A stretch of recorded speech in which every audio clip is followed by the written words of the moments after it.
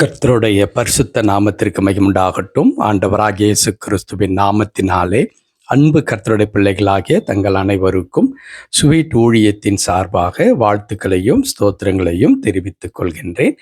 சங்கீதங்களின் புத்தகம் 36 சங்கீதம் 7வது வசனம். சங்கீதம் 36 வசனம் 7.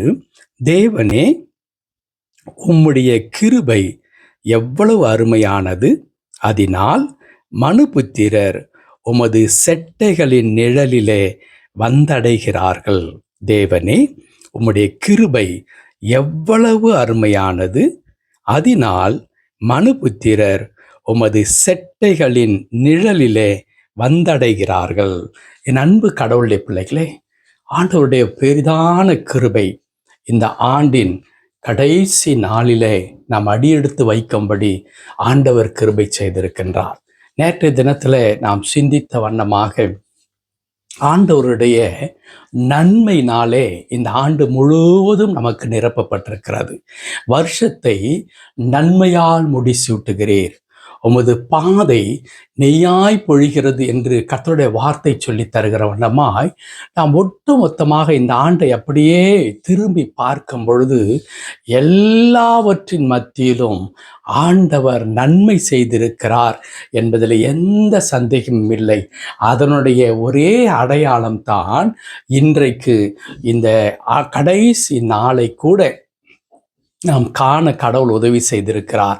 இன்னும் ஒரு நாள் கடந்து செல்லும் பொழுது நாம் ஒரு புதிய ஆண்டிற்குள்ளாக பிரவேசிப்பதற்கு நிச்சயமாகவே கர்த்தர் நமக்கு இரக்கம் பாராட்டுவார் என்று முழு நிச்சயமாய் நம்புகின்றேன்.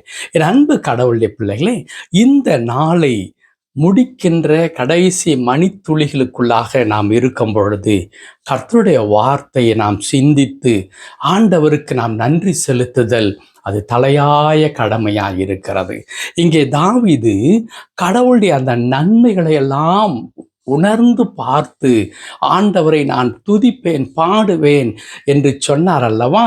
அது தாவீது இந்த இடத்துல ஆண்டவருடைய அந்த ஒத்தாசையை, நன்மை செய்கிறதான அந்த உதவியை, நாம் அனைவரும் கிருபை என்று அழைக்கப்படுகின்றோமே, அந்த கிருபையை எப்படிப்பட்ட கிருபை என்று குறிப்பிடுகிறார் என்றால், ஆண்டவரே, உம்முடைய கிருபை எவ்வளவு அருமையானது என்று குறிப்பிடுகின்றார். அந்த வசனத்தை நாம் வாசிக்கும் பொழுதே ஆண்டவருடைய அந்த ஒத்தாசையை, ஆண்டவர் செய்கின்ற உதவியை தாவீது மனப்பூர்வமாக அப்படியே உணர்ந்து பார்த்து அவர் சொல்லுகிறார், ஆண்டவரே, உம்முடைய கிருபை எவ்வளவு அருமையானது என்று.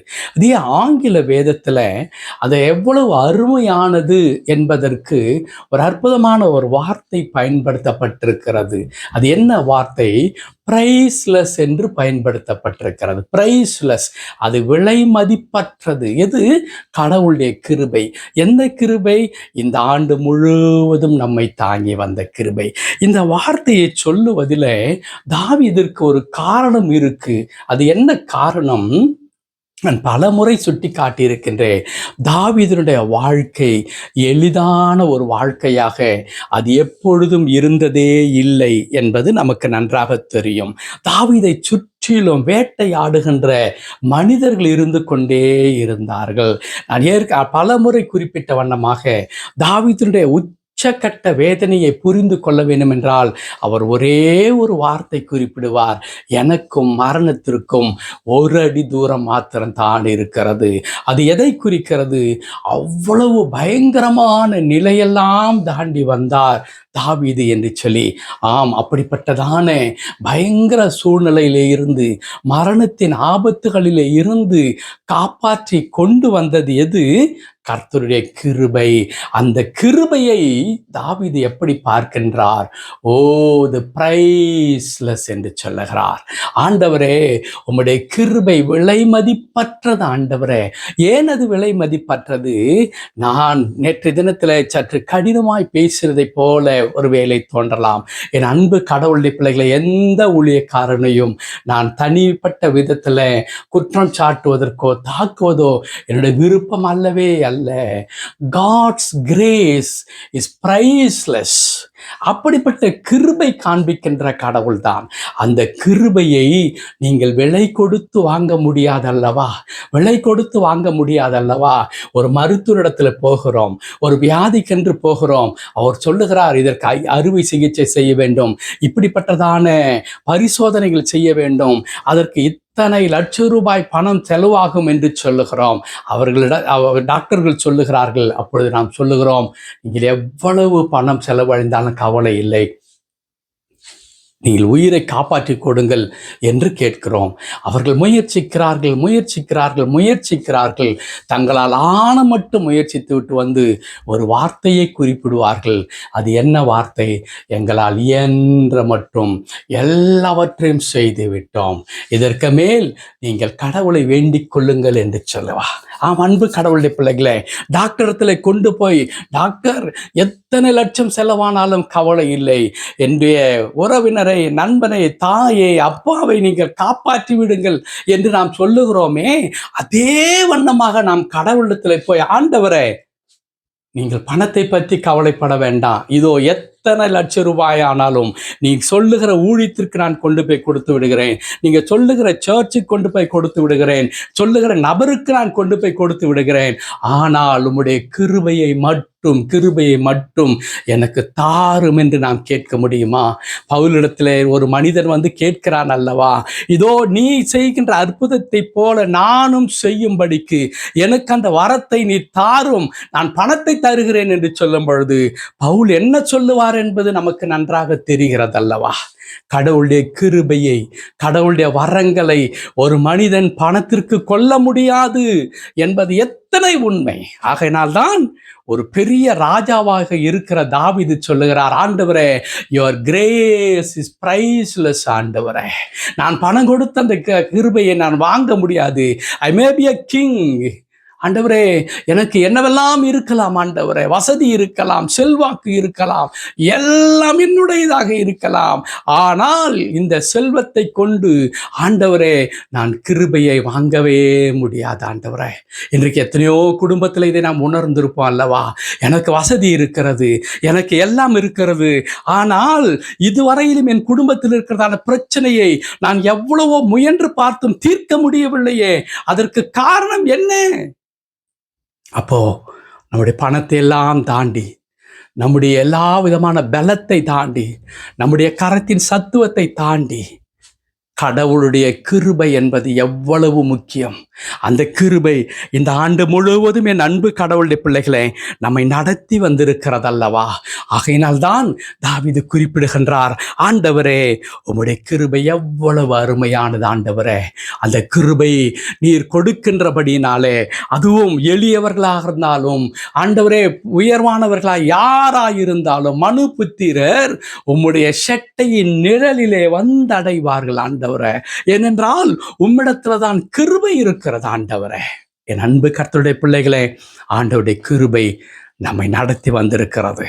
2024 எப்படி இருந்தது என்று நம்மை சாட்சி சொல்லவிட்டால் பலர் கண்ணீர் வடிப்போம், பலர் மகிழ்ச்சியாயிருப்போம், பலர் இந்த ஆண்டு வழக்கம் போல் இருந்தது என்று என்னவென்றாலும் நாம் சொல்லலாம்.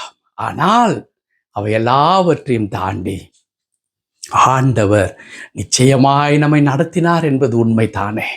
ஒருவேளை இழப்பை சந்தித்த குடும்பங்கள் கூட இருக்கலாம். ஆனால் இழந்த அந்த ஒருவேளை தனக்கு அன்பானவர்களை இழந்து விட்ட அந்த குடும்பத்தில் கண்ணீரோடு அவர்கள் வரும் பொழுது அவர்களுக்கு தைரியத்தை கொடுத்து, ஆறுதலை கொடுத்து, தூக்கி எடுத்து, இன்னும் நீ போக வேண்டிய தூரம் இருக்கிறது, உனக்கு இந்த உலகத்தில் பொறுப்பு இருக்கிறது, நீ கவலைப்படாதே, குன்றி விடாதே, நான் உன் கூட இருக்கிறேன் என்று சொல்லி ஒரு உத்வேகத்தை கொடுத்து கடவுள் நம்மை நடத்தி கொண்டு வந்திருக்கிறார் அல்லவா? பயங்கரமான மருத்துவ செலவுகள், தோல்விகள், தொழில் ரீதியாக எல்லாவற்றிலும் ஒரு வேளை சுணக்கங்கள், முடக்கம் ஏற்பட்ட பொழுதெல்லாம் செபித்த நேரத்தில் ஆண்டவர் நம்முடைய ஜபத்தை கேட்டு ஆண்டவர் கிருபை காண்பித்தபடினால் தானே இந்த ஆண்டின் இறுதி நாளிலே வந்து நின்று கொண்டிருக்கிறோம். இந்த வார்த்தை கேட்டுக்கொண்டிருக்கிற என் அன்பு கடவுளுடைய பிள்ளைகளே, சற்று யோசித்து பாருங்கள். ராஜாதி ராஜாவாகி இருக்கிற தாவீதை சொல்லுவார், ஆண்டவரே உம்முடைய கிருபை விலையேற பெற்றது ஆண்டவரே, உம்முடைய கிருபை எவ்வளவு அருமையானது ஆண்டவரே.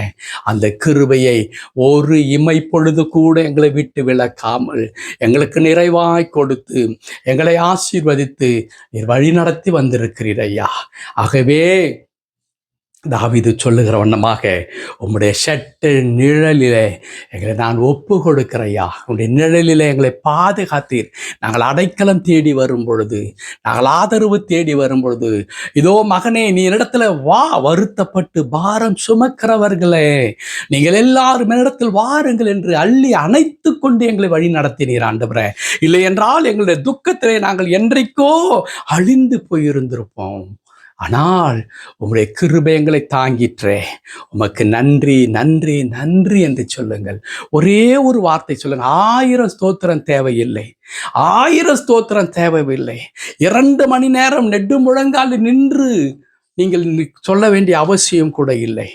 பச்சை தண்ணீர் கூட நாவிலே படாமல் அப்படியே உங்களை வருத்தி கொண்டு ஜெபித்து ஆண்டவருக்கு நன்றி செய்ய அவசியம் இல்லை. மனப்பூர்வமாய் உள்ளத்தின் ஆழத்திலிருந்து இந்த நிமிடம் நான் உயிரோடு இருப்பது என் பணத்தினால் அல்ல, என் செல்வாக்கினால் அல்ல, என்னுடைய அந்தஸ்தினால் அல்ல, எனக்கு இருக்கிற குடும்ப பலத்தினால் அல்ல, என் உறவுகளினால் அல்ல, என் ஜாக்கிரதையான வாழ்க்கையினால் அல்ல, இது கர்த்தருடைய கிருபையினால் மட்டுமே.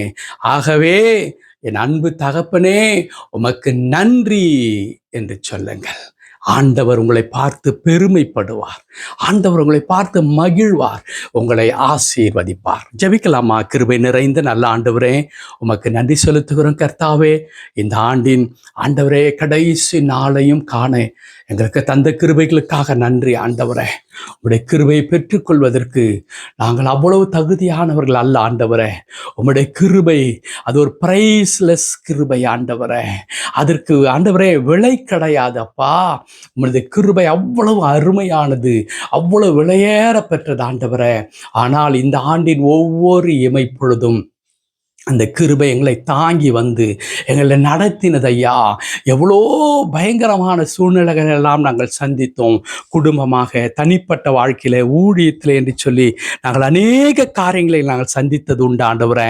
ஆனாலும் அவை எல்லாவற்றிலும் என் தேவனாகிய கடவுள் கூட இருந்து உம்முடைய கிருபை எங்களை விட்டு விலக்காமல் இருந்து எங்களை ஆசீர்வதித்து இதோ இந்த ஆண்டின் கர்த்தாவே இந்த கடைசி நாளை நாங்கள் காணும்படி எங்களுக்கு உதவி செய்து இந்த ஆண்டு முழுவதும் நாங்கள் கடந்து வந்ததும் ஒரு குறைவில்லாமல் நாங்கள் கர்த்தாவே ஆண்டவரே சுவாமி பெற்று நிறைவாய் வாழ்ந்ததும் இன்றைக்கும் உயிரோடு இருப்பதற்கும் ஒரே ஒரு காரணம்தான் உண்டு ஆண்டவரே. அது உம்முடைய கிருபையே அல்லாமல் வேறொன்றும் இல்லை ஆண்டவரே. எங்களால் ஆண்டவரே இது எங்களுடைய முயற்சியினால் இல்லவே இல்லை ஆண்டவரே. ஆகையினால் எங்களை தாழ்த்தி உம்முடைய திருக்கரத்தில் அர்ப்பணிக்கிறோம் ஆண்டவரே. எங்களை பொறுப்படுத்து, எங்களை ஆசீர்வதியும், எங்களுடைய குறைவுகள் குற்றங்கள் எல்லாவற்றையும் மன்னியும். இதோ கர்த்தருடைய தாசன் சொன்ன வண்ணமாய் மனுபுத்திரர் ஆண்டவரே உம்முடைய செட்டையின் நிழலில் வந்து அடைகிறார்கள் என்று சொன்ன வண்ணமாய் எங்களை தாழ்த்தி உம்முடைய பராமரிப்புக்குள்ளாக, உம்முடைய பாதுகாப்புள்ளாக, உம்முடைய ஆளுகைக்குள்ளாக எங்களை அர்ப்பணிக்கிறோம். எங்களை பொறுப்படுத்திக் கொண்டு ஆண்டவரே எங்களை ஆசீர்வதித்து ஒரு புதிய ஆண்டிற்குள்ளாக நீங்களை அழைத்து செல்ல போவதற்காக தோத்திரையா. அடியனுடைய இணைந்து ஜெபித்துக் கொண்டிருக்கிற அன்பு கடவுளுடைய பிள்ளைகள் ஒவ்வொருவரையும் கண்ணோக்கி பாரும். உமது பிள்ளைகளுடைய வாழ்க்கையில ஒரு கடந்து வந்த பாதையிலே நீர் போதுமானவராய் இருந்தீரே, உம்முடைய கிருபை நிறைவானதாக இருந்ததே, அதற்காய் ஸ்தோத்திரம். ஒருவேளை உமது பிள்ளைகள் அநேக காரியங்களை இந்த ஆண்டிலே எதிர்பார்த்து பெற்றுக்கொள்ள முடியாத இந்த நிலையில அடுத்த ஆண்டை சந்தித்தாலும் கூட என் ஆண்டவர் மாறாதவராய் இருக்கிறேன்.